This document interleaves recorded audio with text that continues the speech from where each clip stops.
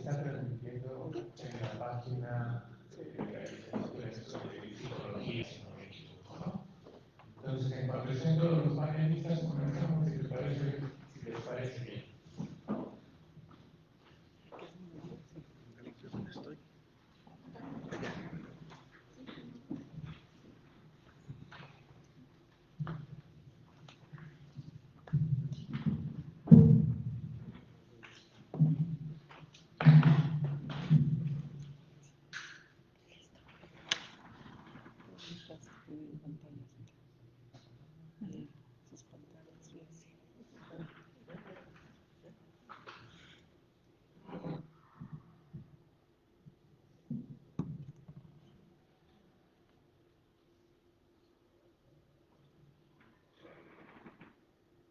Bueno, buenos días. Pues es un honor que estén aquí presentes todos los panelistas, ¿no? Voy a presentar rápidamente a cada uno de ellas y nosotros, ¿no? Principalmente tenemos a nuestra querida colega Mirna Armenta Ruiz, que es la autora del libro Zozobra entre fábulas y sombras. Y bueno, quienes vamos a comentar el texto va a ser la colega socióloga visual, Patsy Mesa, está presente con nosotros, el coordinador de la licenciatura en psicología, el maestro Armando Tepane, y yo, Rodrigo Guzmán, como profesor de la licenciatura en psicología. Sin mayor preámbulo, voy a dar la presentación rápidamente de la autora, de Mirna, ¿no? De su trabajo, ¿no? Bueno, pues quiero comenzar presentando a Mirna Armenta Ruiz, que ha trabajado como comunicóloga, promotora cultural, es originaria de Guerrero, cuya trayectoria profesional ha estado vinculada al periodismo, la comunicación y la promoción cultural. En cuanto al texto, Zozobra entre jaulas y sombras constituye su primer libro y nos introduce en un universo narrativo construido a través de los microrelatos o minificción, algunos le llaman. Lo interesante es que, aunque cada relato puede leerse de manera independiente, todos contribuyen a construir una comunidad compleja, llena de contradicciones, afectos, silencios y conflictos. Más que un pueblo específico, Zozobra parece condensar experiencias presentes en numerosos pueblos mexicanos, sobre todo en el espacio rural. La autora nos invita a mirar aquello que suele permanecer oculto, las historias cotidianas, que rara vez ocupan los titulares, pero que forman parte de miles de personas, ¿no? De forma sintética, es una introducción sobre el texto que Mirna nos trae el día de hoy y nos va a comentar un poco sobre ese texto. De manera personal, es un texto que lleva de pronto como una montaña rusa de emociones. Y bueno, pues le daría la palabra a mi estimado colega Armando, por si quiere hacer algún comentario.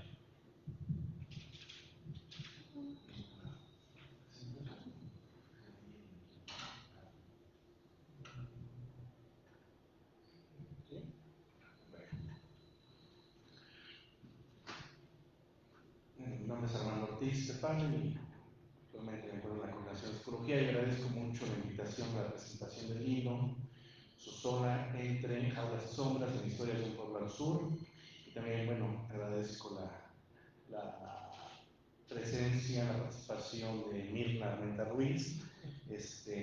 Y bueno, tener una aproximación al libro me parece que sí nos lleva a algún aspecto bastante importante que me gustaría compartir en términos de una especie de reseña, y bueno, muchas cosas que me hizo, me parece, reflexionar y que me gustaría compartirles a ustedes, audiencia, Y quizá, me parece que si nos da tiempo a hablar, a establecer una especie de diálogo con la autora, con los temas que vayan surgiendo.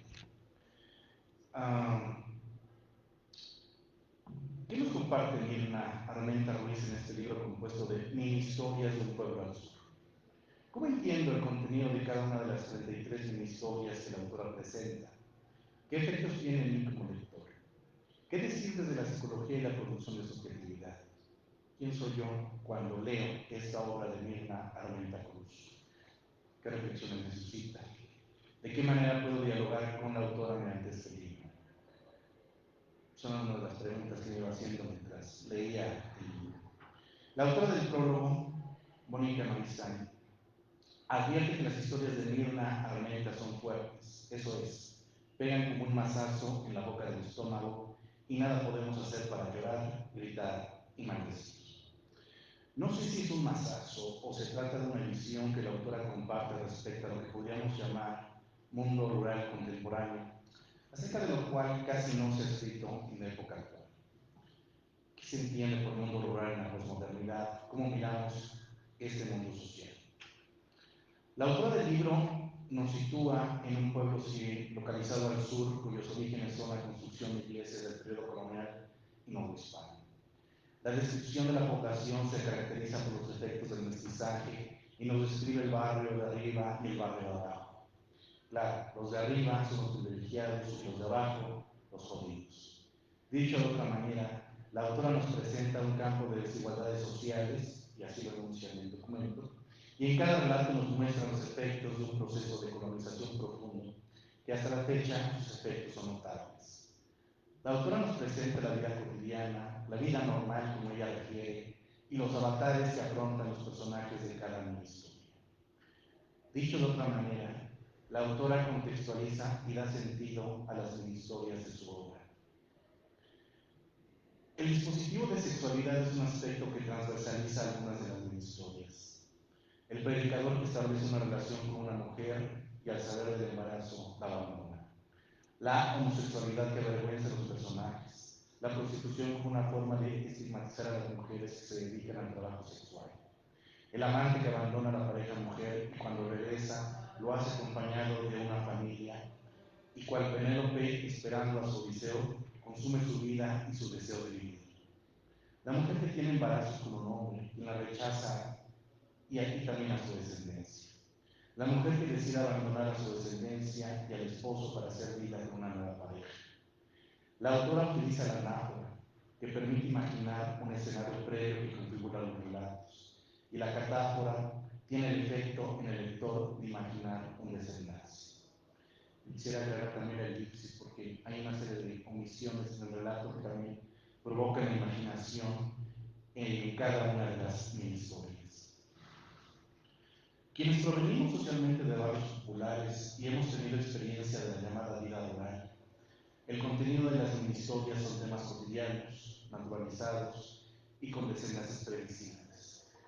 La violencia, el asesinato, el alcoholismo, los anexos, los conflictos familiares, padres que abandonan, el machismo y la violencia por razones de género, son cuestiones cotidianas de la vida social. Desde la psicología, pongo en cuestión las violencias estructurales y patriarcales que me resultan familiares en mi historia de vida y trato de familiarizarme con la expresión de dichas violencias para comprenderlas. Mina no presenta personajes heroicos o antiheroicos. Describe situaciones, relaciones, discursos y prácticas que la gente expresa ante el padecimiento subjetivo gestado en un mundo de desigualdades estructurales. Mirna no juzga, describe, y al hacerlo nos muestra escenas históricas y socialmente conformadas a nuestro tiempo. La lectura de las mini historias me recuerda a las novelas de Balún Cana y Oficio de Tinieblas de Rosero Castellanos, los recuerdos del porvenir de Elena Garro, Al filo del agua de Agustín Yáñez, El llano en llamas de Juan Rulfo y la cotidianidad de la cárcel que nos ofrece cosas revueltas en los muros de agua. Son algunos de los libros que recordaba mientras leía los relatos de Mirna.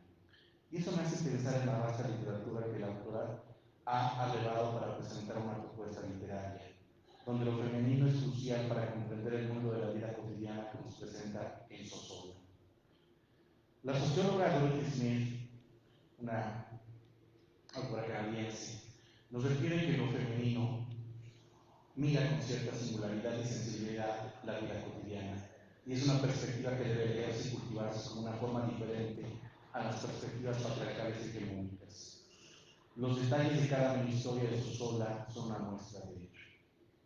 Pero yo no podría dar cuenta de aspectos muy minuciosos en esos mini relatos, particularmente por mi posicionamiento en el ámbito de lo masculino, o la visión hegemónica también de contar relatos. ¿Qué vuelve a relevante esta obra en el ámbito de la redacción de las historias y los microrelatos? El libro nos muestra diversos escenarios, decía yo, históricamente violentados y condenados. Las mini-historias recuperan las narrativas del padecer como una forma de dar sentido a la existencia humana, no para hacer apología del sufrimiento, sino para visibilizar el dolor, la pérdida, el duelo, el padecimiento subjetivo, pues, como parte de la existencia humana, y preguntarnos acerca de las condiciones de posibilidad para construir realidades menos opresivas y diferentes a las relatadas por la autora. Las narrativas de estas mini historias son una muestra de los relatos hegemónicos causantes de sufrimiento, y como lector me hace pensar en realidades diferentes, en nuevas formas de relacionarnos en nuestro México azotado por la violencia estructural y las narrativas necropolíticas. En el ámbito universitario, este tipo de obras pueden ser puntos de partida para explorar estilos de escritura actuales. Ante la digitalización de la lectura y el reto de leer unidades textuales amplias, las mini-historias y los microrelatos permiten a las personas lectoras aproximarse a la lectura de una manera amena, sensible, significativa y crítica. Mirna Armenta Ruiz es una autora que nos recuerda seguir pensando el proyecto de sociedad que tenemos y al explorar condiciones diferentes a los efectos de las desigualdades estructurantes de ese pueblo al sur llamado Sosola. Gracias. Muchas gracias, Armando. Me gustaría comentar algo brevemente, ¿no? Coincido mucho con lo que menciona Armando, ¿no? El maestro Armando.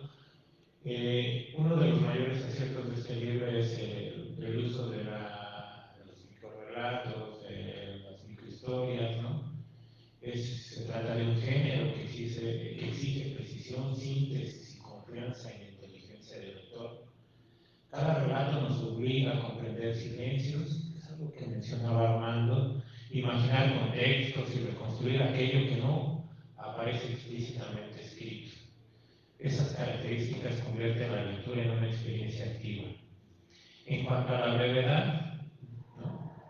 En cuanto a la brevedad no limita la profundidad, por el contrario, permite concentrar emociones, ¿no? En el caso de la licenciatura en psicología nos importa mucho, ¿no? Emociones, conflictos y tensiones que permanecen mucho tiempo en la memoria, pero que estos relatos no están descontextualizados, sino que están en un espacio específico, ¿no? Y que a partir de estos relatos, ¿no? Que nosotros de pronto metodológicamente algunos les llamamos, se les llama relatos de vida, ¿no? No historias de vida, relatos de vida, para nosotros son sumamente importantes, ¿no? En Sosola encontramos historias que nos inquietan porque muestran aspectos profundamente humanos, y a esto me refería, ¿no? El miedo, la culpa, la pérdida, el deseo, la violencia, la esperanza, ¿no? En uno de los relatos, en una microhistoria de las que yo leí, es solamente una cuartilla y te lleva de la culpa al miedo, al temor, a la esperanza, al perdón. Y no es sencillo de pronto lograr eso en un texto, ¿no? Me parece que es sumamente ambicioso y creo que se logra muy bien. No sé si ambicioso sea la palabra correcta. Ya para escuchar un tanto a Mirna, a la autora del texto, ¿no? Quisiera hacer unas preguntas. Primero, ¿cómo nació la idea de escribir Sosola? existe algún referente concreto detrás del pueblo. Y luego haría otro par de preguntas más y quizá Patsy también comentaría algo. No sé, te daría la palabra. Hola. ¿Qué tal? Muy buenos días todavía. Qué gusto estar aquí en la UAM, Xochimilco. Le comentaba quien venía conmigo que estudió aquí, Shana, que no la conocía, pero que es muy bueno. Tenía referencias, ¿no? De todo lo que hacen aquí, la carrera de comunicación, que es muy buena, y todas las licenciaturas. Muchas gracias por la invitación, muchas gracias a cada uno por lo que escribió, por leer el libro y a los que están aquí. Bueno, para situarnos en la pregunta, ¿cómo surgió el libro? ¿Cómo fue? La idea, sí. Bueno, como lo he comentado en varias presentaciones, durante la pandemia, pues nos encerramos un poquito, ¿no? Más bien nos encerramos un año, algunos más, ¿no? En ese tiempo yo me inscribí a un taller de literatura con Mónica Maristán, que, bueno, el año pasado falleció, digamos que ella es como mi maestra, mi mentora, la que me ayudó a concretar el libro, la idea del libro. En su taller había que tener un proyecto, ¿no? Había que tener una idea de qué queríamos escribir. Y yo recuerdo que yo le decía, oye, yo me había metido a talleres con ella de periodismo cultural, ¿no? Y ella me decía, pues vente a taller de literatura. Yo le decía, ok, sí, pero no tengo nada escrito, no tengo cuentos. Digo, siempre he querido escribir, pero pues como que me he centrado en el periodismo, en la difusión cultural, ¿no? en el informativo, ¿no? Y bueno, pues vamos, para mí fue como darme la oportunidad de entrar a ese proceso creativo que se generaba en el taller, y había que llevar algo, ¿no? Había que empezar como a indagar en qué queríamos contar cada uno, ¿no?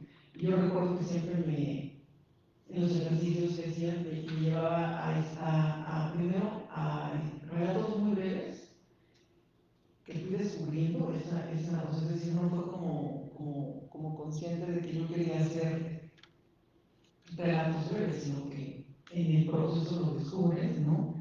Un poco yo siempre digo que es por el tiempo, ¿no? El tiempo que es escaso en mi caso, no digo de escritura, es algo que comencé a hacer, ¿no?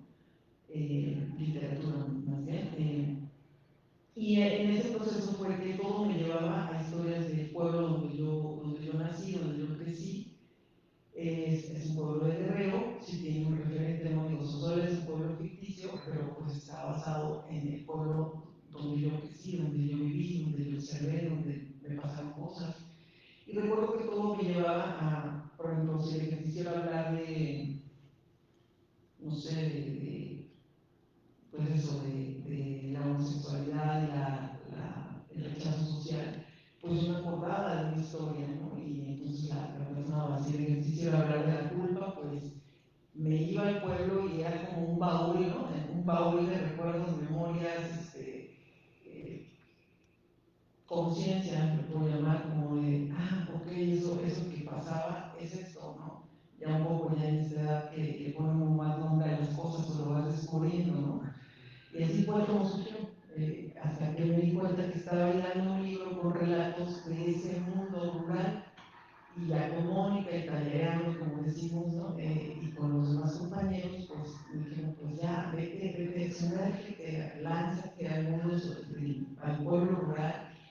Y fue como todas las historias giran en ese pueblo, y tiene mucho que ver, pues claro, por supuesto, con la historia de vida, con lo que pues yo recuerdo, con lo que me dolió, me indignó, me sigue indignando, me sigue pareciendo injusto, me sigue pareciendo que son cosas que deben contarse, y además eran cosas que pasaban, que pueden pasar en cualquier pueblo de México. Sí tiene sus características, también en las ciudades, pero sí tiene su mundo, sus características muy peculiares, lo rural, ¿no? Y lo rural en el momento actual, no en los pueblos o revolucionarios o más romantizados o los pueblos mágicos, ¿no? Sino esos pueblos rurales que aún están ahorita en este momento.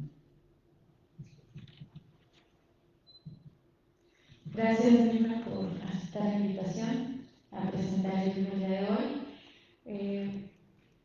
haciendo como una recopilación de las metáforas que han mencionado cada uno de ustedes. Por ejemplo, Vilma mencionando la cuestión de que para construir el libro, estos recuerdos venían como de un baúl, ¿no? El baúl de los recuerdos que se guardan en la memoria a través de las experiencias. Lo que mencionaba el maestro Armando respecto a que son personajes que no son héroes ni antihéroes, son personas comunes, personas de a pie, que podemos encontrar justamente en estos espacios rurales contemporáneos. Lo que mencionaba Rodrigo, que en una cuartilla puedes ir de la culpa a la alegría, a la tristeza, y entonces me parece que eso solo puede ser una metáfora en un álbum fotográfico personal, en donde guardamos los recuerdos, pero al ir hojeando este libro de más de 30 microhistorias, lo que podemos encontrar es un encuentro con nosotros mismos, con nuestros vecinos, con nuestro yo de la infancia, con nuestro yo de sueños, en donde me parece que ahora como adulto te has enfrentado a lo que soñabas de la vida en ciertos momentos. Y entonces pienso, ¿cómo puede la literatura ser un espacio terapéutico? A mí me parece que este libro de pronto es un espacio terapéutico. ¿Cómo sucedió eso? Y si sucedió, ¿cómo ha sido ese proceso para ti? Sí, claro, tiene su lado catártico, ¿no? Sobre todo cuando todos los que se lanzan a escribir, nos lanzamos a escribir ficción, está muy nutrida así por los hechos reales, ¿no? Digo, también hay gente de imaginación desbordante, ¿no? Pero vamos, estás ahí, está tu vida, están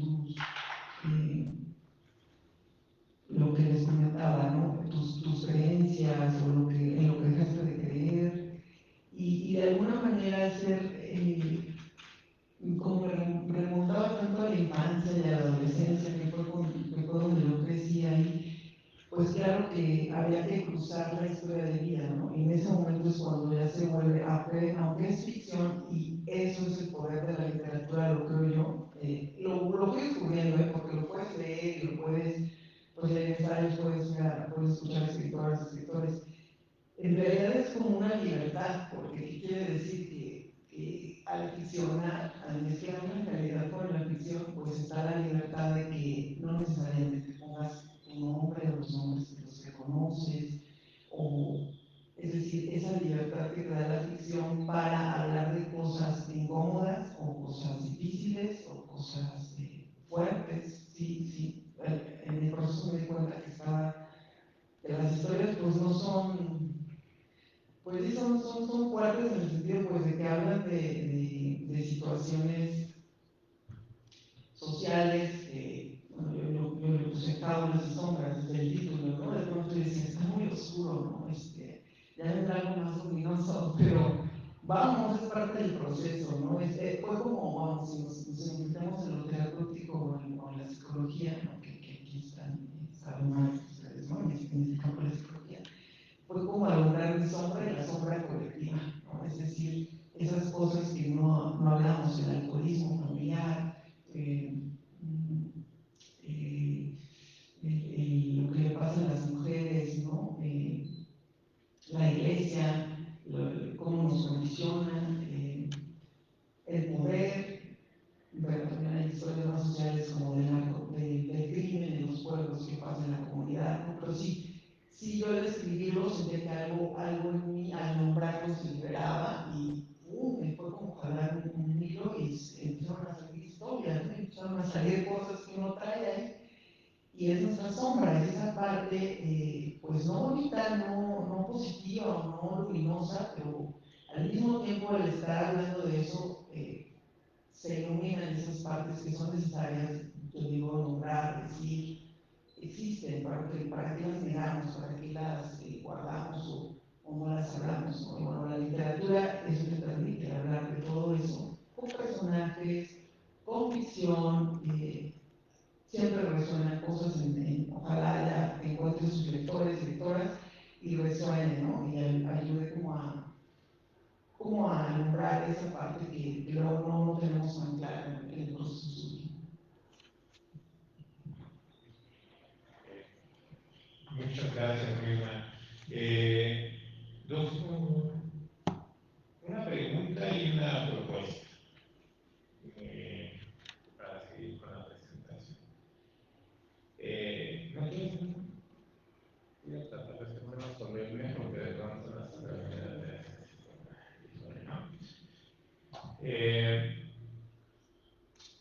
quizá voy a hacer un tanto un spoiler, pero justamente vi un eje transversal en el, si así lo podemos llamar, tanto de forma elegante, ¿no? Pero hay un hilo conductor, ¿no? Que lo mencionabas ahora, ¿no? Que está fuertemente marcado por la religiosidad y por otro lado el alcoholismo. Es fuertísima esa parte, ¿no? Uno de los momentos que a mí me impactó muchísimo o que incidió mucho en la lectura del texto fue de pronto uno de los relatos más largos, que es el del anexo. Es fuerte, ¿no? ¿no?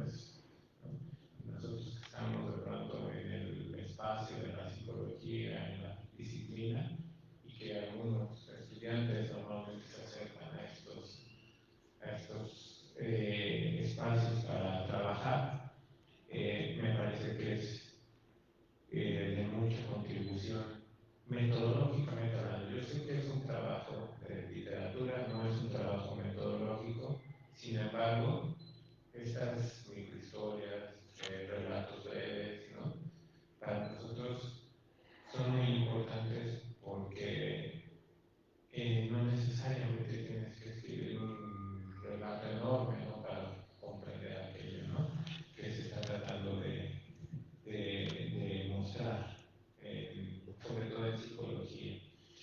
En esta parte que se mencionaba de la historia de vida, ¿no? De los relatos de vida, ¿no? O sea, nosotros tenemos esta cuestión metodológica, hablar de relatos de vida o historia de vida, ¿no? Y nos importa mucho, hay algunos metodólogos que de pronto dicen que nuestra herramienta más importante o algunas de nuestras herramientas más importantes tienen que ver con la observación. Y otra, que cuando no tenemos aparatos como los que tenemos acá tecnológicos, ¿no? Algo muy importante es la memoria. Entonces me gustaría saber, me gustaría preguntarte qué tanto juega la memoria en la construcción de estos relatos, ¿no? Qué tanto juega la memoria, ¿no? En el momento en que escribiste, y si nos podrías ver uno de los relatos que a ti te parezca más significativo.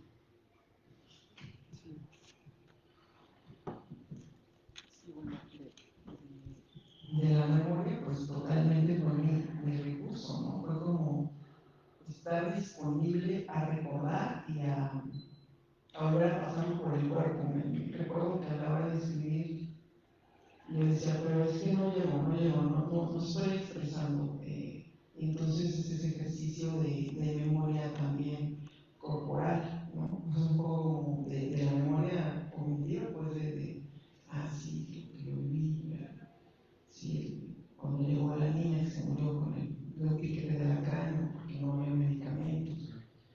Sí, pero también mucho de ponerte en el lugar del otro, completamente desde mi subjetividad, ¿no? Porque también es cierto que todo lo que yo construí con la memoria, con el recurso de la memoria y con el recurso de intentar revivir esa emoción, pues es subjetivo, ¿no? Alguien lo pudo haber presenciado de otra manera, lo pudo haber filtrado de otra manera, no le pudo haber impactado como a mí. Eso es muy interesante, saber también que vamos, es ficción, basada en datos, en biografía, en observación, pero pues está la subjetividad y lo que yo quiero contar y como yo lo quiero contar y ponerle el impacto que quiero poner. Entonces la memoria, pues acepto que es subjetiva, ¿no? Me acuerdo de algunas cosas, otras las ficcioné, las mezclé, las interpreté, de acuerdo también a cómo uno es, su personalidad, ¿no? Cómo vives tus emociones, qué cosas te impactan más o te atraviesan más, y de ahí pues es como se construye esta mirada que termina en un relato, ¿no? No sé si resumí un poco. Y bueno, ¿quieren que lea?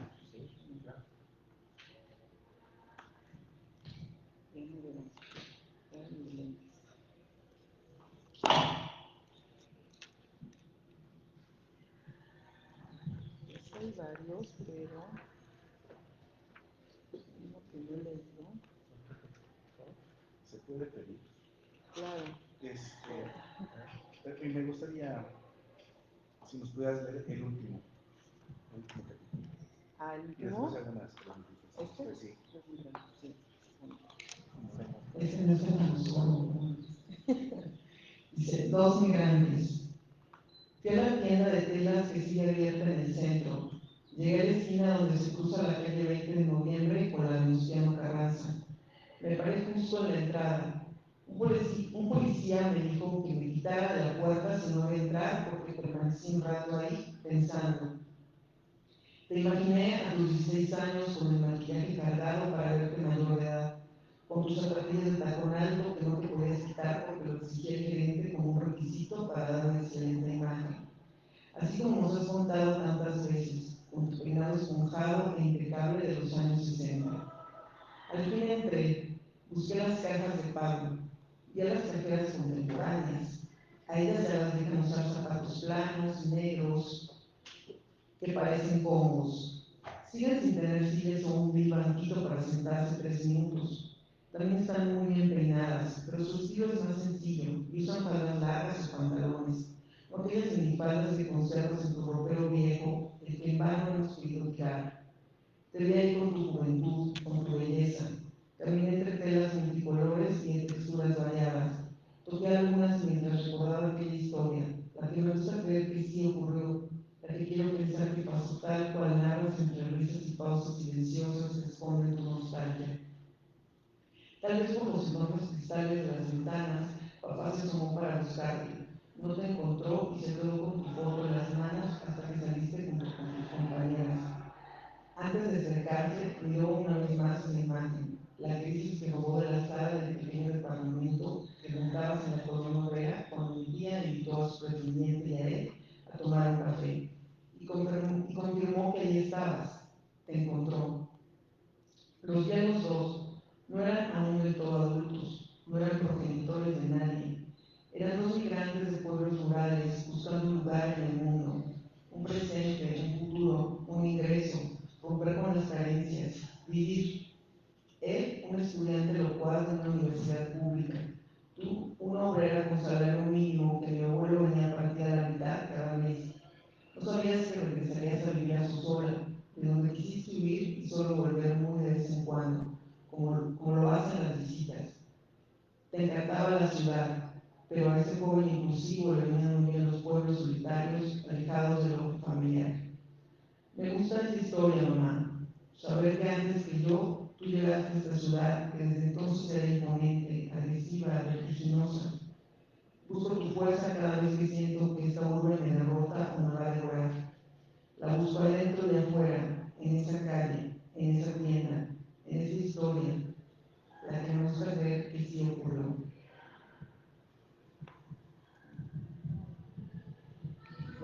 Muchas gracias. Pero el hecho de hacer una pregunta en relación con ese cierre, que es el último capítulo del libro, porque lo decía cuando estaba escribiendo la reseña respecto a tu libro, que hay muchos elementos que a mí, al menos como lector, me parecen previsibles por el relato que vas construyendo. Son previsibles porque son narrativas a las que yo he estado muy familiarizado, por un lado por el trabajo, pero también como parte de la trayectoria social. Y particularmente gente que emigró de los estados de la República, los más cercanos generalmente a la Ciudad de México en la década de los 50, 60, 70, ¿no? Son historias muy similares a la que nos acabas de leer. Es decir, gente que sale de sus pueblos, escapando de la pobreza, buscando mejores beneficios, buscando un ingreso, un empleo y un tipo de cuestiones. Pero también encuentran, ¿no? Que se encuentran con personas, el chico busca a su chica, la chica busca a su chico, y aparecen relatos familiares. Pero además en un lugar, ¿no? Bastante, yo no sé si pensaste en telas junco, telas parecina, cosas de ese tipo, ¿no? Que es esa esquina, ¿no? y que además mucha gente, digo, también a mí me transversaliza cuando leo el relato, ¿no? Recuerdo las telas, la gente escogiendo las telas, sastres, costureras, gente que iba a elegir sus telas para sus cortinas, su ropa, y la gente que estaba ahí vendiendo, ¿no? Y con esas historias, pues, ¿no? Relatos cotidianos de encuentros, ¿no? Y la conformación de nuevas historias. En una ciudad vertiginosa, así como se refiere, no esa ciudad que a veces aparece en los relatos, en otro tipo de literatura, ¿no? Y nos cuentan la historicidad de los recintos, la historicidad de las calles, sino más bien lugares que son transitados no solamente desde el punto de vista turístico, sino para hacer la vida, ¿no? Muestra esta pareja que hablabas. Y en una época determinada, que sigue sucediendo. Entonces, a mí me pareció un cierre curioso, ¿no? Que se distingue de los otros relatos que están más sombríos, y más bien llena de nostalgia cuando lo leo, ¿no? Pero es una historia de encuentro y de inicio de una historia, y además la búsqueda de un refugio a partir de la memoria, ¿no? O sea, de la persona que relata y que se refugia pues, en la memoria de la madre, en la historia que ella misma construyó cuando llega a la Ciudad de México, buscando un lugar en el mundo totalmente diferente a lo que vivió en su sola, aunque termina el relato regresando a su sola, ¿no? Y sí me gustaría saber, si quiero hacer otra pregunta, ¿por qué este cierre en relación contrasta con los otros relatos? ¿A mí cómo me puede sonar eso?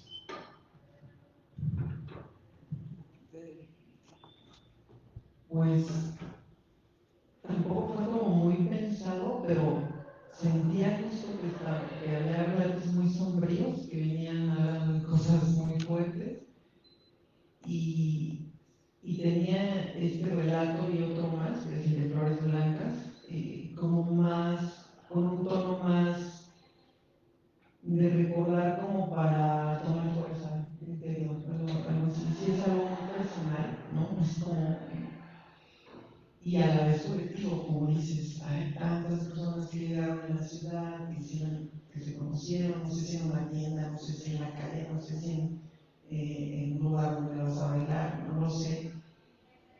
Y eso, en mi memoria era como buscar, imaginarme la fuerza que tienen las personas cuando llegas a una ciudad acá en esa condición, ¿no? O sea, no llegas becado o no llegas, vamos, con la vida resuelta, sino que hay que labrarla, hay que trabajar, hay que aprender a moverse en la ciudad, aprender a lidiar con sus sentimientos de no soy de aquí, pero ya estoy siendo de aquí, ¿no?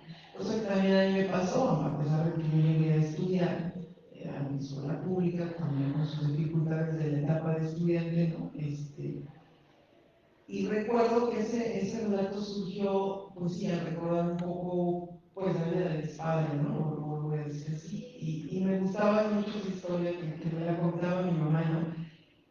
Vamos, tiene mucho de biografía ahí. Y luego me di cuenta que cuando yo sentía que esta ciudad me estaba expulsando o era muy difícil de permanecer aquí, me imaginaba a mi mamá en esa época, ¿no? O sea, en esa época no había la equidad que vamos alcanzando ahora, el capitalismo sigue siendo horas, ¿no? Sigue siendo horas ahorita, pero en la época yo decía, bueno, ¿qué fuerza tenía para vivir sola, sin una educación formal, vamos, sin muchas herramientas? Y la dejé al final, para volver a tu pregunta, yo creo que por esta parte de, bueno, cerremos con algo más luminoso, pero tampoco lo pensé mucho, fue como que al final las dejé las más luminosas para decir, bueno, ay, sí, pasan muchas cosas, pero pues también acá está la fortaleza, la esperanza, la nostalgia, que siempre vamos a tener cosas a que recurrir cada uno, como para reponernos, como para decir, sí, pasa todo inicialmente, pero hay algo en nosotros siempre que nos invita como a resignificarnos, a reconocernos y a seguir y a encontrar esos espacios luminosos. Creo que inconscientemente cerré por eso, con ese relato. Ahora que me preguntas, nunca fui consciente del todo. Creo que fue como, es que esto es algo luminoso de mí y creo que está la parte colectiva porque como te decían, las personas, tú puedes contar tus anécdotas, pero eso no tiene como, debe tener un sentido para los demás también, ¿no? No sé si lo logré, pero así fue. Y creo que ahorita que me lo preguntas, pues inconscientemente puede cerrar con algo más luminoso por esta parte que me va relatando cosas que nos pueden pues también afectar anímicamente de pronto, o sea, de verte ahí, ¿no? De decir esto existe. Creo que por ahí va. Buena pregunta. Gracias. Aprovecho eso. ¿En qué audiencia estabas pensando cuando redactaste el libro? ¿Pensabas en alguna audiencia en particular? No pensaba, porque dentro de mis muchos bloqueos ese iba a ser otro. Me detenía mucho porque decía, híjole, estoy entrando a cosas que cuando mis hermanos y la gente que me conoce me va a decir, oye, ¿por qué mi amigo, mis amigos que fueron al norte, que fueron a Estados Unidos, me van a decir, oye, ¿por qué relataste mi vida, no? Pero es ficción, o sea, estoy mezclando ficción, lugares, nombres, no sé. Y de pronto en el taller me decían, es que entonces, ¿qué espacio vas a encontrar de libertad si siempre nos estamos censurando, callándose, siendo diplomáticamente correctos? Pues en la literatura saca eso, o sea, di las groserías en un personaje que no puedes decir, ¿no? O sea, de lo que me recuerdo que Mónica me decía mucho, ¿no? La literatura debe ser un espacio de libertad, entonces yo me bloqueaba mucho porque decía, híjole, es que estoy entrando a narrar cosas, pues que es una persona que cuando lo lea va a decir que es su historia, ¿no? Me va a reclamar, y bueno, pues para eso sirve la ficción y para eso también sirve la literatura, corresponder a unos bloqueos, pero en sí ya después no supe, de pronto decía, es que a la gente ya no le gusta leer cosas fuertes, ¿no? Pero hay de todo y yo en este momento yo no podía como hablar de cosas, vamos, muy de lo que sí funciona bien en la sociedad, ¿no? Y la literatura también es para eso, generalmente es para hablar de todas esas cosas que nos duelen, que nos indignan, que son injustas, que están mal, que también nos avergüenzan, ¿no? No es lo mismo hablar en primera persona de algo que nos avergüenza de hablarlo en un texto literario donde te va a permitir la libertad, pero también puedes avanzar a la autobiografía, a la no ficción, eso es otro tema, ¿no? Pero bueno, pues por ahí va.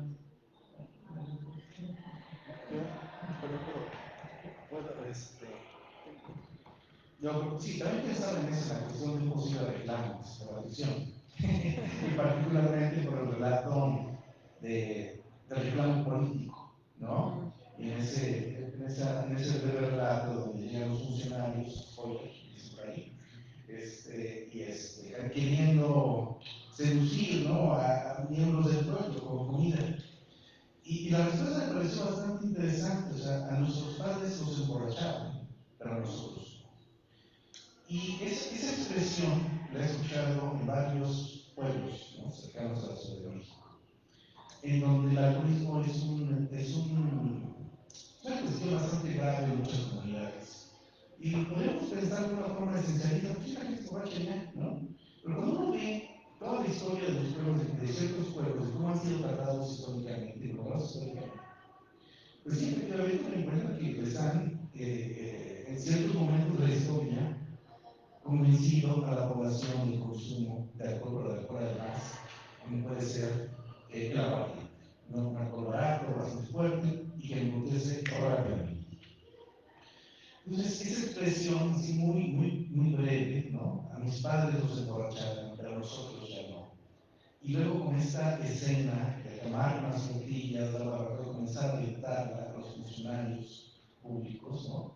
Es una escena bastante hilarante, pero también bastante controversial en términos del reclamo del pueblo, ¿no?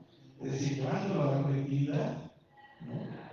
Hasta que hay un hartazgo, la gente reclama.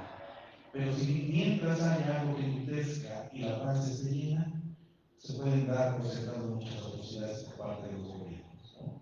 Es un relato así bastante interesante, digo, la forma en la que lo narras, hilarante en cierto sentido, pero que hace recordar, ¿no? Esta estrategia, podemos llamarle biopolítica, de alcoholizar a la población para que no reclame, ¿no? Tener enlutecida con el alcohol para que no reclame. Emborrachaste a mis padres, ¿no? Pero a mí ya no. Es una idea bastante, un funcionamiento político bastante curioso. En ese sentido, ¿cómo ya nos narrabas un tanto del taller y las cosas que aparecen como origen del libro? ¿Cómo viviste la escritura de ese libro? ¿Cómo experienciaste la escritura? Ya nos hablabas un poquito del cuerpo, pero ¿cómo lo experienciaste? Sí, primero fue como, pues sí, sorpresa de que yo podía escribir literatura o ficción. Como les digo, pues de pronto uno se mete en una caja y bueno, yo soy como obrera de la palabra, ¿no? Correctora, síntesis, boletines, redacción, pero esa parte narrativa yo sabía que siempre estaba en mí. Solo falta desarrollarla, darle el espacio, y creo que todos tenemos la capacidad de poder narrar a nivel que nos propongamos, ¿no? Ya sé que hay talento, ya sé que hay técnica, ya sé que hay dedicación, disciplina, perseverancia, todo eso te lleva a tener pues una carrera literaria, pero vamos, yo no, de entrada no me propuse terminar un libro. Una vez que avancé, dije, y con la ayuda del taller, de esto va a ser un libro, continúa, y luego un libro, sí, un libro. Y bueno, pues continué, ¿no? Creo que la pandemia en ese lado fue positiva para mí porque me dio ese espacio de introspección y ese espacio de escritura breve. O sea, si tenía una hora, en esa hora o 2 horas había que tener el relato o el esqueleto del relato. Y fue descubrir que había muchas cosas que contar, ¿no? Que en lo cotidiano, en los recuerdos, en la memoria, había mucho valor colectivo también, porque sí, justo lo que me ha comentado es que pues son historias donde se ven reflejados alumnos, ¿no? O que tenemos familiares que viven en pueblos, que viven en la ciudad, y me dicen, sí, es que esa es la historia de mi tío, de mi abuelo. O sea, está ahí presente la vida personal y la vida colectiva, porque finalmente es un entramado donde todos vivimos, todos tenemos relaciones. Hacer asociaciones, ¿no? Y de pronto me bloqueaba, ¿sí? También lo viví por lo que les comento, de que era como, estoy entrando a temas muy fuertes, estoy nutriéndome de cosas que sí pasaron, qué va a decir la gente, pero bueno, si uno se queda, qué va a decir el lector o lectora que tampoco sabe si va a existir, pues no avanzas. Entonces una de las cosas es, sigue, continúa, ya veremos qué pasa, ¿no? Si alguien te reclama, bueno, pues leyó el libro, ¿no? Y si alguien, pues no, nadie me ha reclamado, bueno, mi familia un poco, pero la escritura sí es autoconocimiento también. Dices, esto traía, esto traía, ¿no? Ok. ¿Cómo se llama eso? Vergüenza, ¿cómo se llama eso? Resentimiento, ¿cómo se llama eso? Indignación, y esta parte tiene mucho que ver con autoconocerte. Y la escritura te permite eso y te permite un poco liberar parte de todas esas emociones, ¿no? Me voy a atrever a opinar respecto a la última pregunta que te hace Armando, lo que tú nos mencionas. Y platicando aquí. Justamente Maurice Halbach es uno de los estudiosos de la memoria colectiva. Dice que la memoria colectiva es cambiante y por supuesto subjetiva, porque recordamos las cosas como queremos recordarlas. Y también hago también este recuento de la esquina que mencionas el 20 de noviembre, pero creo que a muchos nos aparece en la memoria fotográfica, ¿no? Que puede ser un punto de reunión, que puede ser un punto de muchas cosas, pero cómo ha cambiado ese espacio, por ejemplo, cuántas historias se pueden contar de lo que sucede alrededor. Y también por el otro lado, pensar que justamente rememorar las historias, rememorar nuestra vida, nos hace ver las situaciones de una manera diferente. Me parece que ese es el proceso terapéutico, por ejemplo. Cómo nos vamos transformando a partir de analizar nuestro pasado. Cómo nos vamos analizando a partir de entonces nombrar el rencor, identificar que esa emoción entonces era tristeza, era enojo, era indignación. Y entonces también pienso un poco en la cuestión del personaje de las mujeres en Zozola. Hablas, por ejemplo, en el cuento de la operación, que pensaríamos de pronto que esa cuestión del cuerpo de las mujeres, el control sobre el cuerpo de las mujeres, que recaen en estereotipos, en una mujer rural, del ámbito rural, de pronto no sucedería. Pero entonces lo que resulta ahí es que esa mujer, motivada por su pareja, un cacique del pueblo, termina muriendo en una plancha de una clínica por querer mejorar su cuerpo. Esa es una forma de liberar a las mujeres. Pienso también, porque muchas de las mujeres hablan de liberarse. ¿Cómo se liberan las mujeres en el mundo rural? ¿Cómo se encuentran a sí mismas? ¿Cómo exigen la defensa de sus derechos? ¿Cómo ellas tienen voz en esos espacios? Porque muchas de ellas en Zozola quieren huir. Muchas de ellas de pronto hablan un poco de la cuestión de la resignación de la vida. En otro de los cuentos mencionas, lo aguantó mi abuela, lo aguantaron mis tías, y lo tengo que vivir yo.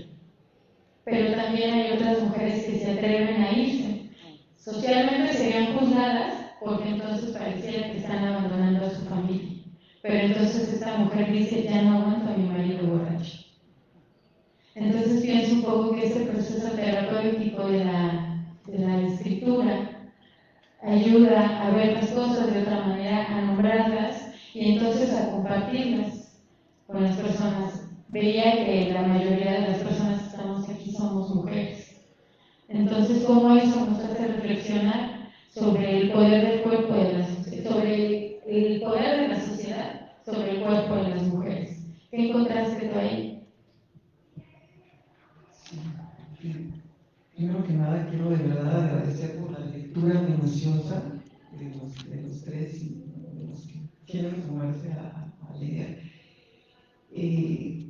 Híjole, qué complejo, pues, vamos, el machismo está, el patriarcado está en toda la sociedad, ¿no? Digo, ahora son temas que influyen, me imagino que aquí en la universidad espero que también.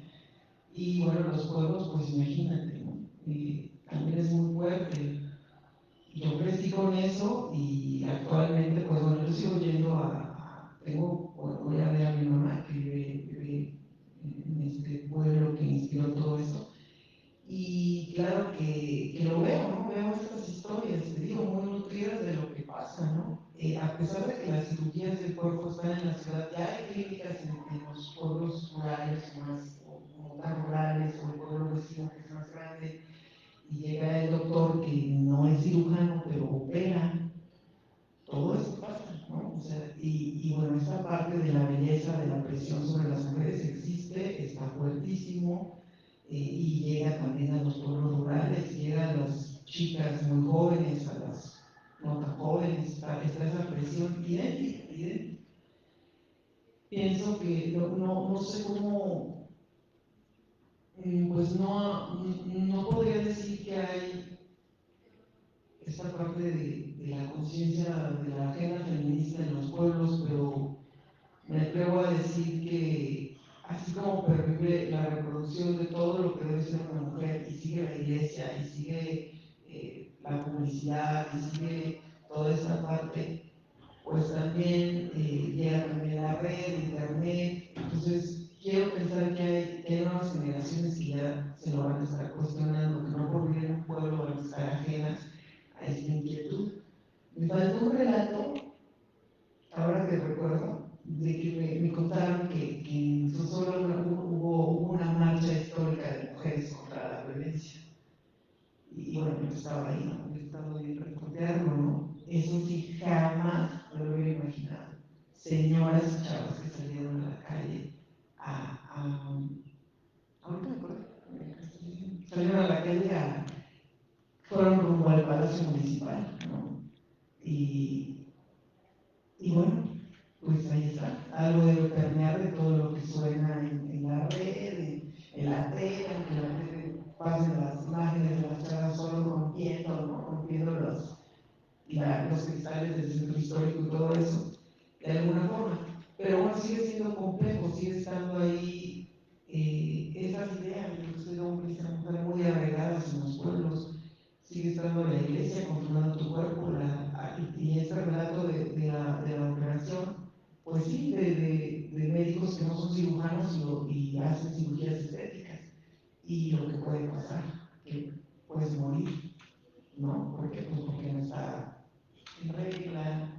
Entonces es complejo, y la mirada hacia las mujeres, que dices, hay unas que se resignan, y recuerdan este relato de que dijeron, pues que también ha habido mujeres que se van, no todas se aguantan ni se agachan. O sea, hay quien dijo, no, adiós, dejo hijos y marido y me voy, ¿no? Y también es interesante, pues reivindicar esa parte también, digo, no sin juzgar, ¿no? Ay, que fue los hijos, bueno, ya estaban grandes.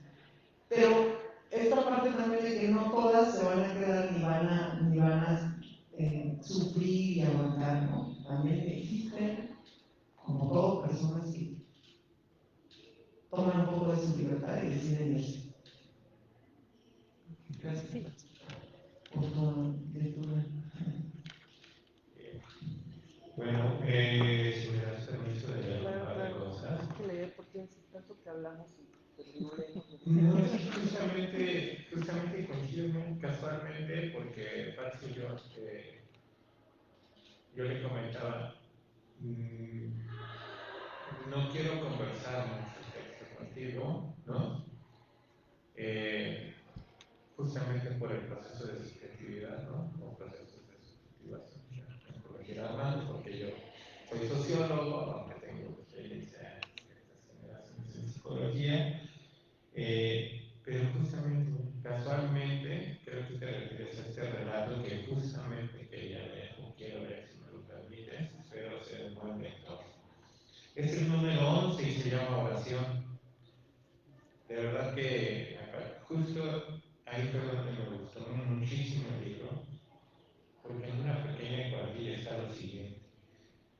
Dice, inicia así: llévatelo, Diosito, por favor, me tiene harta. Además de borracho, también es infiel.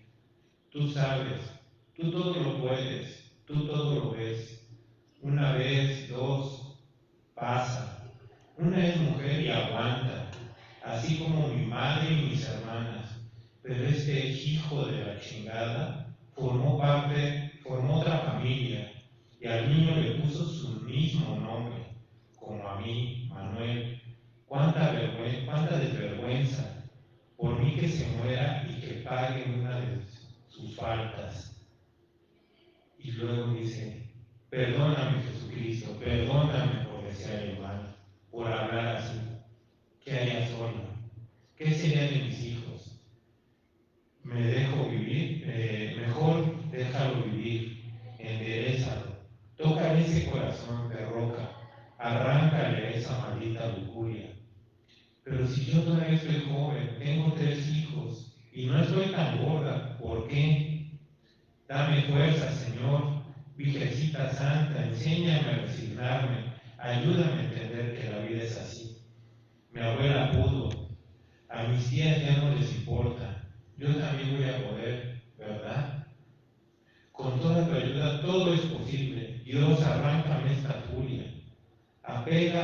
este ardor en el pecho, apaga este ardor en el pecho, disculpa, apaga este ardor en el pecho, en el estómago. ¿No? Cosa que de pronto, ¿no? La emoción se siente, ¿no? En el estómago, ¿no? Como un gato que está ahí dentro, ¿no? Dice, cierra este agujero en mi alma, ¿no? Dice, es un texto pequeñito, pequeñito, pero tan profundo, ¿no? Bueno, para mí no es tan profundo porque es paso del odio, la culpa, ¿no? Lo que debería ser, lo que no debería ser, ¿no? El dolor, el... ¡Ay! ¿No? Para mí fue, creo que nos referíamos al mismo. Y ya para hacer una pequeña lectura, pequeñita, este es el relato número 27, justo el que te comentaba, desde un anexo. Dice, hay cada pinche loco, cada anexado. No sabía que Sosola era un pueblo con tantos desquiciados. No sé para qué los traen aquí. Pienso que ya no tienen remedio.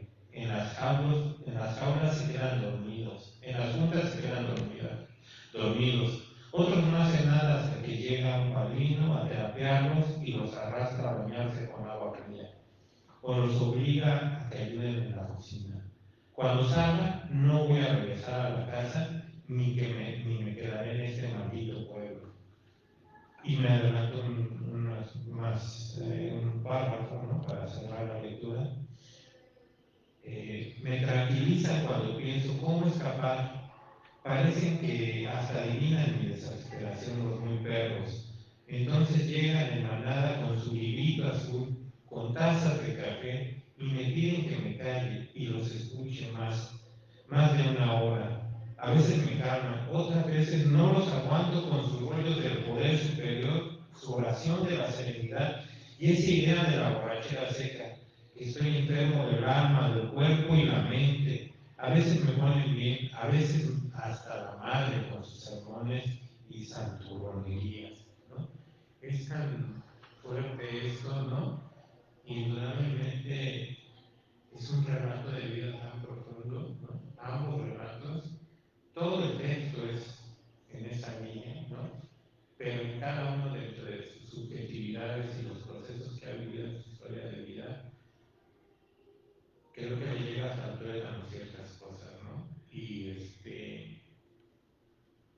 bueno, una pregunta, ¿no?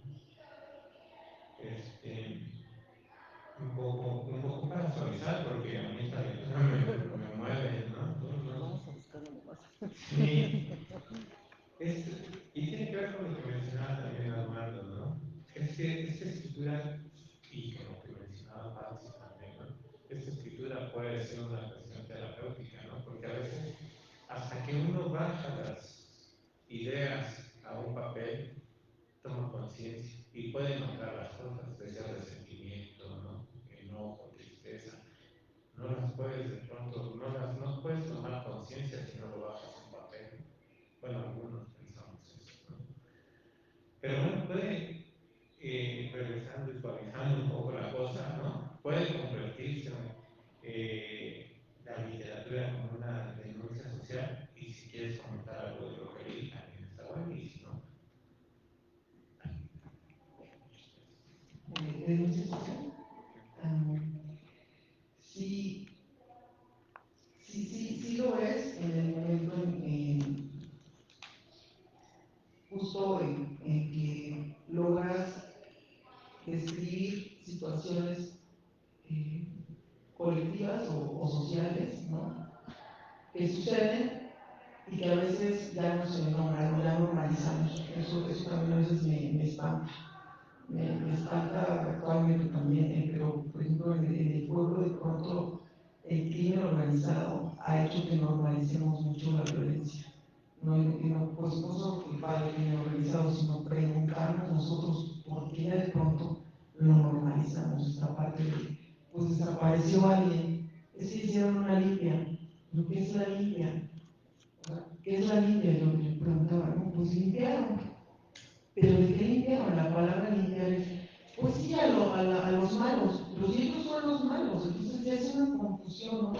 Si ellos son los, pues fuera de la ley, vamos, si no ponemos eso, Pues no, también son sanguinarios, también son,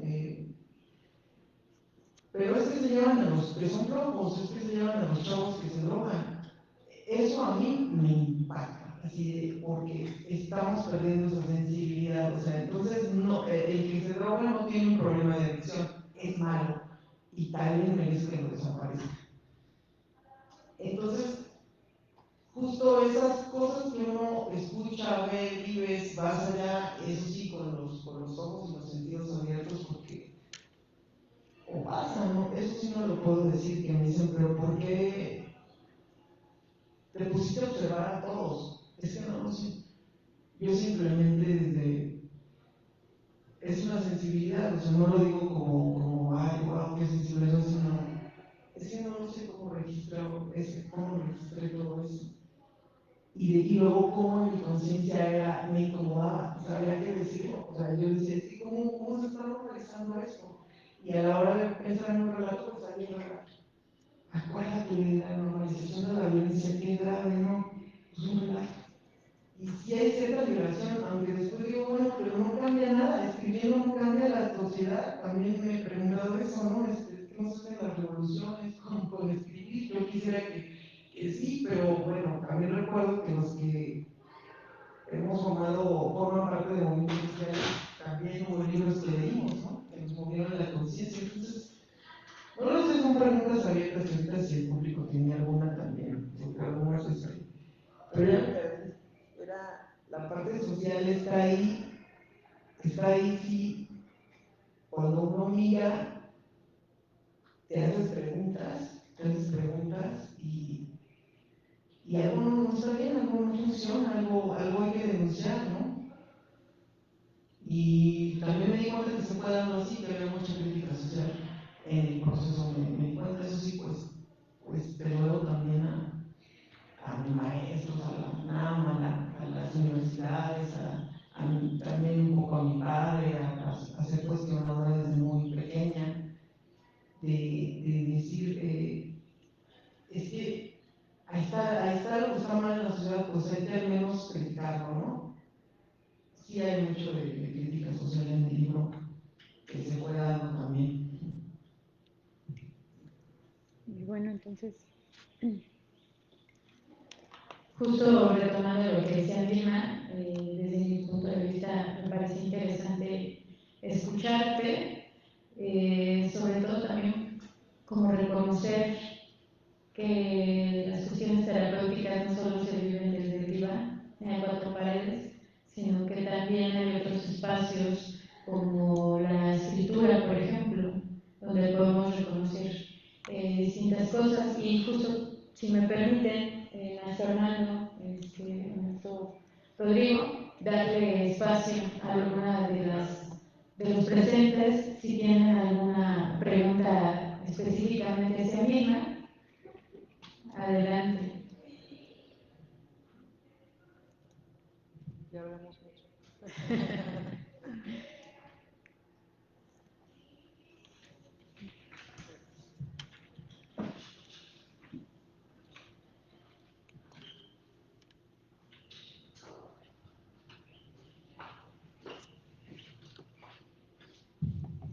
¿Por qué tituló al pueblo Sosola? ¿Qué significa la palabra? Sí, justo yo decía, bueno, si no le puedo poner el nombre de mi pueblo, por lo que ya les conté, ¿no? Entonces tengo que inventar un nombre. Y pues en México hay muchos municipios. ¿Cuántos son? ¿Alguien sabe? ¿Son 2000 o más? Entonces, eh, no sé cómo surgió tampoco sola. Y según yo googleé, investigué que no existiera el nombre y con Z no estaba, ¿no? Me gustaba cómo sonaba, no significa nada, era como un pueblo ficticio. Después alguien me ha dicho, ya entendí, Sosola porque es soledad, por la soledad del pueblo, ¿verdad? O no lo pensé, pero buena idea. No, es lo que surge, ¿no? Y luego me di cuenta, no sé, después, ya que estaba publicado, que hay un municipio en Oaxaca que se llama Sosola con S, ¿no? Y dije, sí existe, pero bueno, fue Sosola con Z. fue la historia?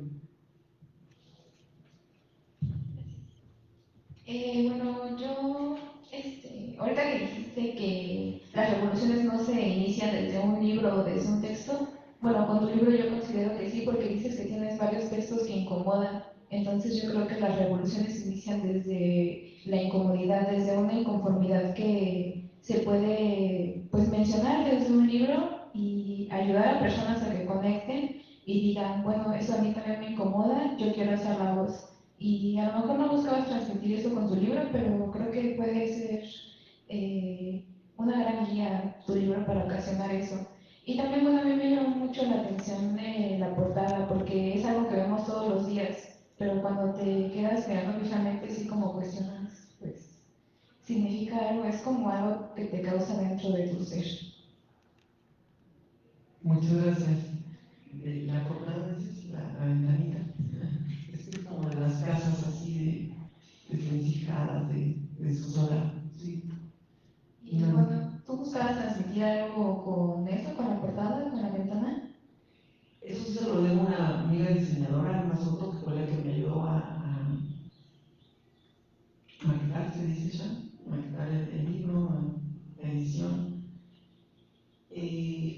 Me dio varias propuestas y cuando vio, me mandó esa es como visualmente el inconsciente, ese es el pueblo. O sea, no tengo que poner toda la calle, sino un elemento, ¿no? Bueno, aquí casi debe ser un elemento que minimiza, es metonimia, metáfora, no sé, el pueblo.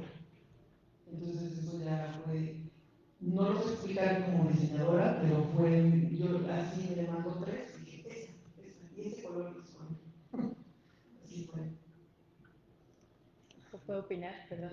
Sí, a mí desde que lo vi me parece que desde el análisis audiovisual lo que te puede reflejar simbólicamente la portada es qué hay detrás de la ventana, ¿no? Y entonces cuando abres la ventana, le das vuelta a la portada del libro, te das cuenta que detrás de la ventana hay estas microhistorias y que entonces son historias de la vida colectiva de un pueblo, pero también de la vida privada de las familias, de las mujeres, de los hombres, porque me parece que en Sosola no solamente las mujeres están sufriendo, también los hombres, y entonces el alcoholismo me parece que es una válvula de escape mal encaminada, ¿no? Entonces creo que visualmente de pronto la ventana te puede llevar a interrogarte y entonces a querer indagar qué hay detrás. Y metafóricamente pues abres la ventana, abres la portada del libro y entonces encuentras historias.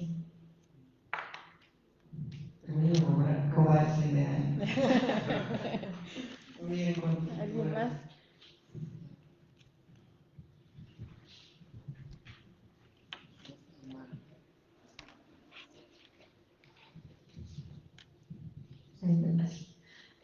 Bueno, primero, pues muchísimas gracias por la presentación. Creo que sí es un poco rudo de repente escuchar pues cómo se moviliza un canto, una comunidad desde una estructura un poco pues arraigada por historicidad violenta. Me deja pensando mucho y un poco continuando con esta línea. Pues cómo sucede o cómo aparece el hombre en estos relatos. Y sobre todo también me gustaría escucharles como lectores, porque, bueno, yo no he tenido la oportunidad de leer el libro, pero escucharles, pues de repente parece que pues muchas de las experiencias narradas sí están atravesadas por el género. Y me pregunto, pues, cómo influye el hecho de que sea una mujer quien observa y construye estas historias. En este sentido, ¿qué lugar ocupan los hombres dentro de Sosola? ¿Son personajes, símbolos de ciertas estructuras sociales o también habitantes de sus propias jaulas?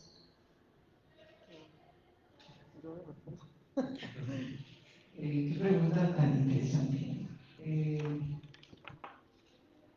Creo que obviamente por ser mujer y por pues me declaro, o sea, yo me asumo feminista, me asumo inconforme, ¿no? De las cosas que pasan ahí entre los géneros y el patriarcado y todo eso. Entonces, pues claro que conscientemente me fui para relatar qué le pasaba a las mujeres, ¿no?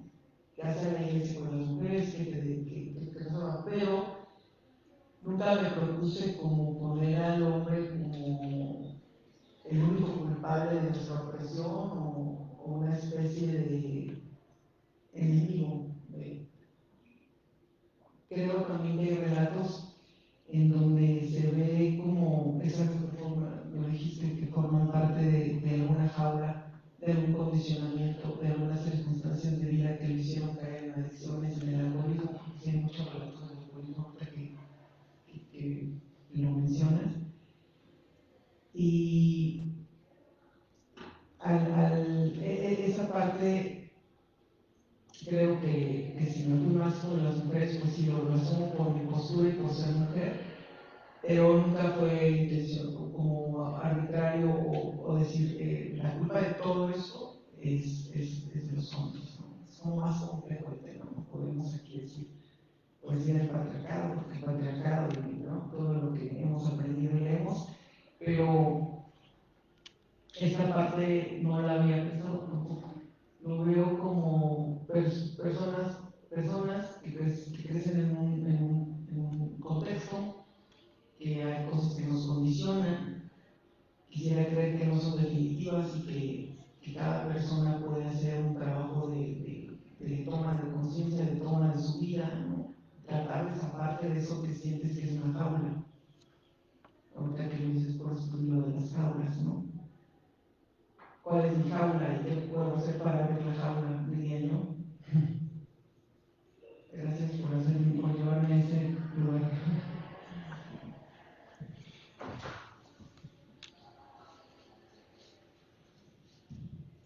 Bueno, mi pregunta nada más dirigida a ti como autora, en la parte de cómo es de pronto regresar después de haber plasmado todo, ¿no?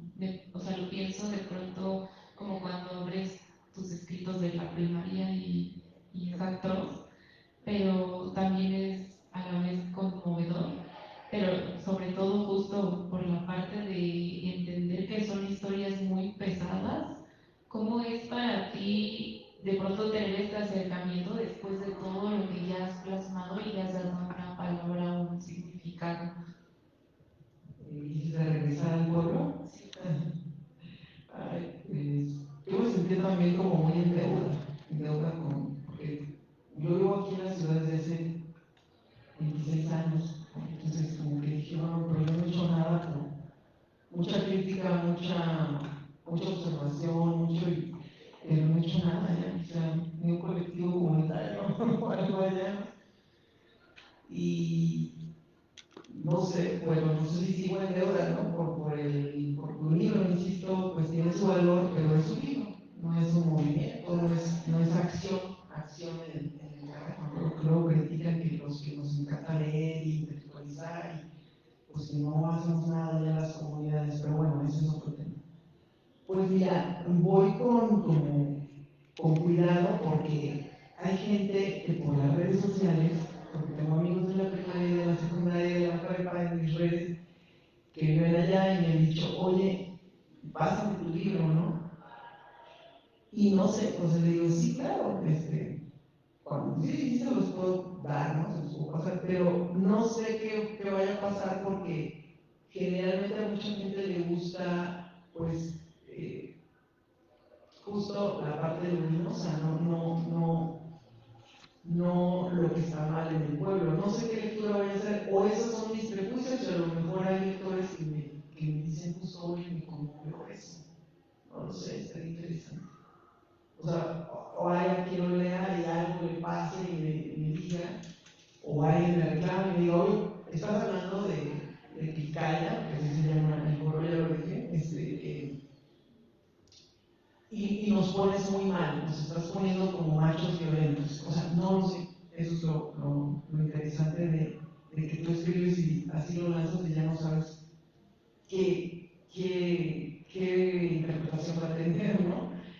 Y, sin embargo, pues con mi familia de todo, ¿no? Es como mucho orgullo porque, bueno, hay un incipiente escritor en la familia y también mucho, pues, conmoverse y otra parte también de oye, ¿qué pasaste? Y, en fin, esa es la parte que no controlamos, ¿no?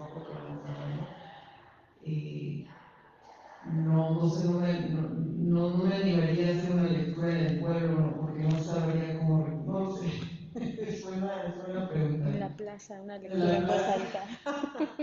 Una lectura en voz alta en la plaza, ¿no?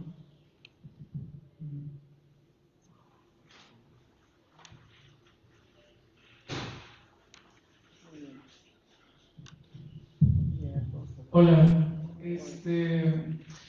mira, te voy a decir dos cosas. En primera es un halago, me encantó tu portada, se me hace increíble, porque como tal, como han dicho en esta pues plática, habla sobre el hecho de que pues a veces las mujeres tienen como que ese dolor, ¿sabes? Como en la casa y no sienten como esa manera de salir, como por ejemplo en la portada se ve una ventana con una reja.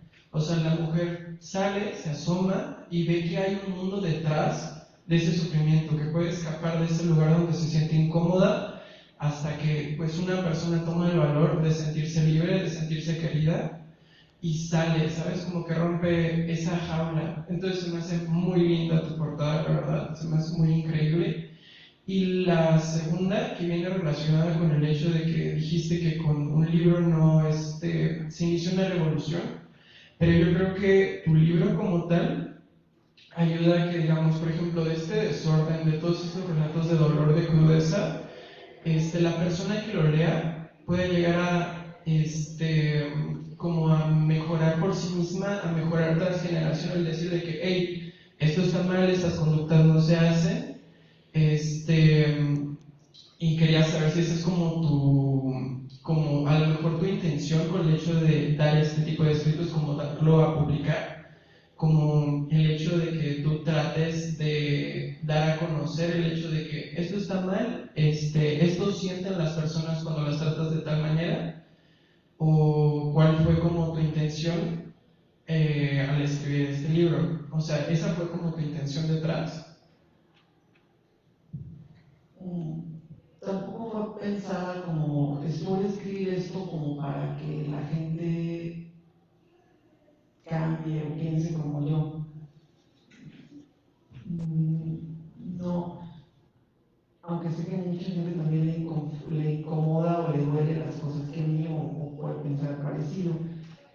Como que uno escribe por esa necesidad de nombrar y de relatar y de sacar y de decir eso que no te gusta o que te conmueve, ¿no? O que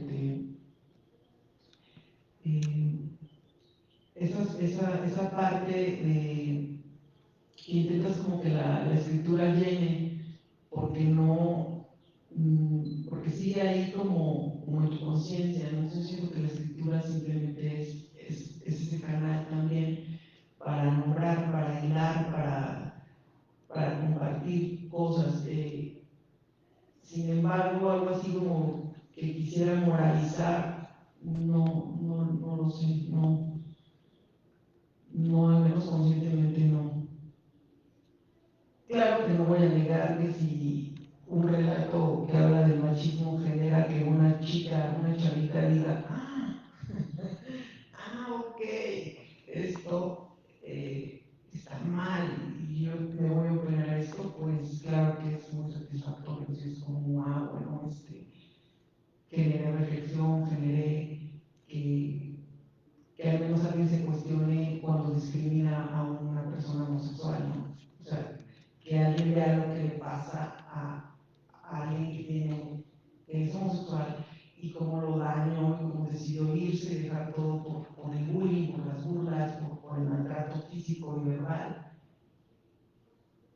Eso ya es lo que se genera ya al leerlo, ¿no? No sé si suceda. De entrada no fue el primero que digo, pero no voy a negar que de alguna forma hay algo ahí que uno tiene como de creer que lo que ya reflexionaste puede contribuir en algo a mejorar o cambiar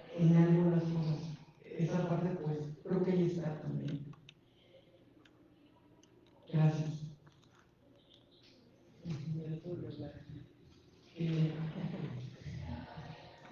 Hola, me llamaron mucho la atención muchas cosas que dijo. Una cosa que me gustó mucho es cómo mencionas que vives la memoria a través del cuerpo, que lo vuelves a sentir en todo el cuerpo. Y a mí también me gusta mucho escribir, y creo que cuando uno escribe, escribe con todo el cuerpo. Y bueno, creo que las cosas que nos has dicho son relatos muy personales. Creo que fue una manera de tramitar la angustia que sentías en todo el cuerpo, justamente esa parte de la corporalidad. Y creo que cada lector le puede dar un sentido a cada microrelato. También es una forma en la que el lector tramita su propia angustia de su propia manera. También esta parte de las censuras, creo que pasa mucho como escritores que no sabes lo que va a pasar cuando publiques tu relato, tu libro, no sabes cómo la gente lo va a interpretar. Y pues eso es pesaño, pero creo que es una parte de la libertad que tiene cada quien de expresarse y pues de representar las cosas. También me llamó mucha atención la parte que decían de la estrategia biopolítica de mantener a la gente como emborrachada, no solamente literal, sino metafóricamente, la cuestión de por qué la gente, a pesar de que tiene la realidad ahí enfrente, desea buscar otras cosas que lo distraigan de esa realidad, que no nos gusta muchas veces incomodarnos con las cosas que nos pasan cotidianamente a nosotros, a nuestra familia, a cualquier persona. Pero creo que es importante tener estos libros y estos espacios donde podamos dialogarlo, podamos pues sentir estas cosas que nos incomodan, pero que nos permiten pues tal vez llegar a reconstruir y resignificar. Muchas gracias.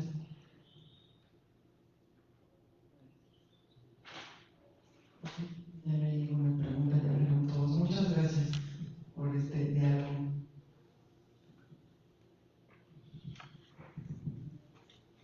Muchas gracias, Mirna, por visitarnos y comentar, platicar un tanto sobre tu libro. Yo creo que para ir cerrando esta presentación, no sé si Armando desea comentar algo más y si mi colega Francis también desea comentar algo más. Más bien sería una petición. Que nos puedas leer una parte o completo, es un relato que más, no sé si te gusta o te resulta mayor, más significativo. Dios no me hace el último. ¿Otra petición? Sí, otra petición.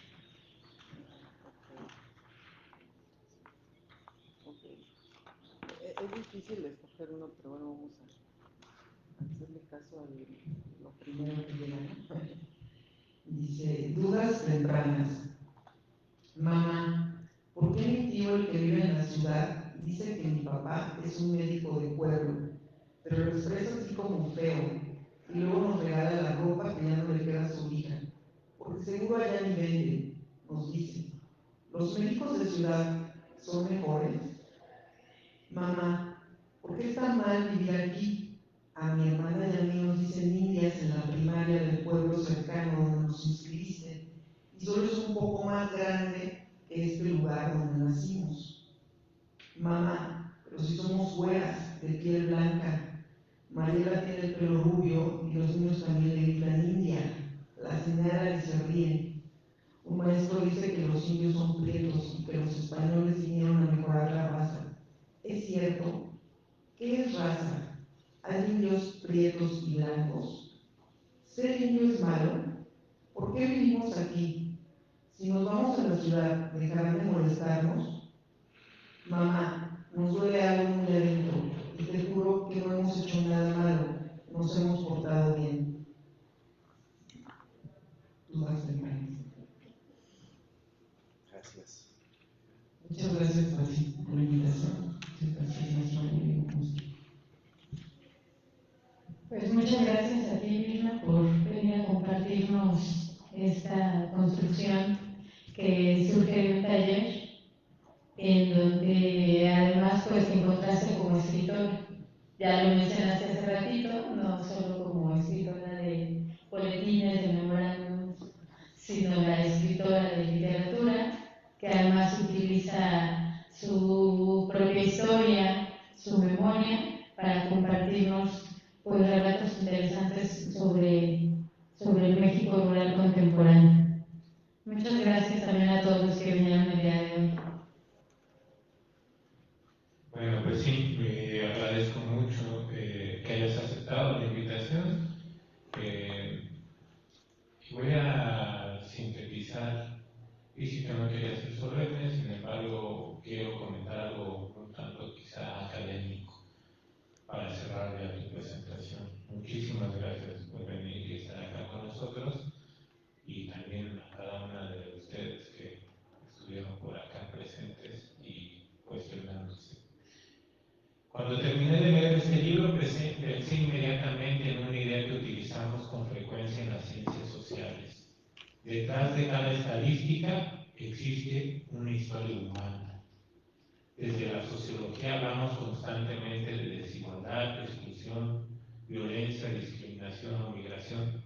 Sin embargo, la literatura tiene la capacidad de mostrarnos cómo se viven estos procesos. Los relatos de Sosola permiten observar fenómenos presentes en muchas regiones de México: pobreza, racismo, violencia de género, abuso de poder, exclusión social y crimen organizado. Desde la psicología encontramos experiencias relacionadas con el trauma, el duelo, la vergüenza, la culpa, la agencia, la construcción de la identidad. Digamos, un tanto para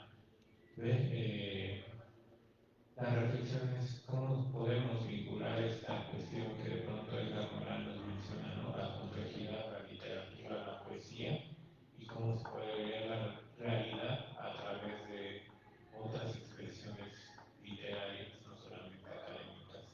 Muchas gracias, Mirna, por estar acá por acá. A ustedes.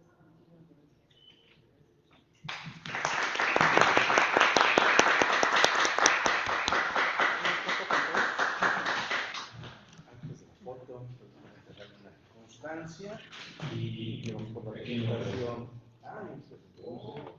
Presente y una constancia. Bueno, gracias. Gracias por la presentación. También tenemos otra constancia para Patti Mesa García. Voy a poner por acá. Y muchas gracias por su participación. Gracias, Ana. Qué bonito. Pues muchas gracias. Muchas gracias por estar aquí. Les traigo acá algunos libros. Pues sí, quería comentar eso. En la mesa hay algunos libros, ¿no? Que trajo mi estimada Mirna, ¿no? Por si quieren comprar algún libro, también por si de pronto quieren que se los firme, ¿verdad? También eso está bueno, siempre está padre eso. Bueno, pues muchísimas gracias. Hasta pronto. Wow, tan bonita.